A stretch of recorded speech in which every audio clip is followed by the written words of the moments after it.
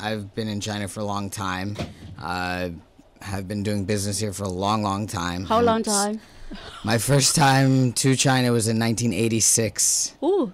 As a young boy studying Chinese. Well, many of our listeners were just born in 1986. Thanks for making me feel older. Older volunteer. But I got to see different stages of China. I saw in the mid-'80s, the early '90s. I went to Beijing for a year, and and then it just kept on progressing, and I came back to do business. And when I did come back, I had friends who were in this Rotary Club, and really what got me to be involved was we have a program called the Gift of Life, where we identify children with congenital heart diseases, so like a hole in their heart.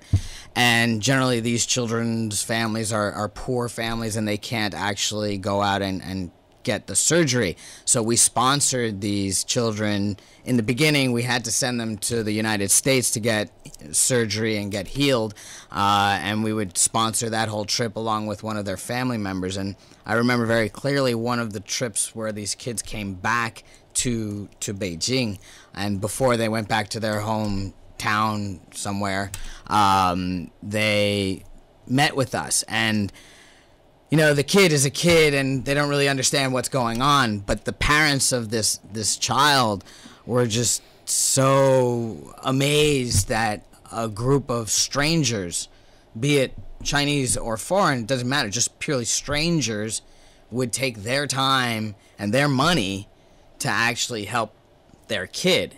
And they were very emotional, crying, and very appreciative of our work, and that really kind of hits in your heart, and you're like, wow, I'm really doing something good here. I'm really giving back to the community that, in my particular case, has, allowed me to be relatively successful in the business world here. Well, this is might be one of the rewarding parts of doing volunteer work, because you want to, give the gift of life for the good to those who are around you, and let them feel, the joy of life.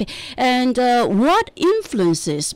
Just now you mentioned that the parents and the kids, they were really amazed to have help from strangers, Chinese or foreign. So what influence would you like to give to them? You don't want them to be only receivers, right? You also want to influence them to do something as you do and express. Well, I actually don't know how much of that has happened with some of these families, but I am sure that the idea of giving to somebody who is less fortunate than you. Now, granted, these people are not very fortunate as far as money is concerned, so that's difficult, but that's not the only point. It's not all about money. It's about being kind to your fellow man, being supportive of others in maybe a worse situation than you are in. And I think these are the ideals that Rotary really likes to promote, no matter where we are in the world.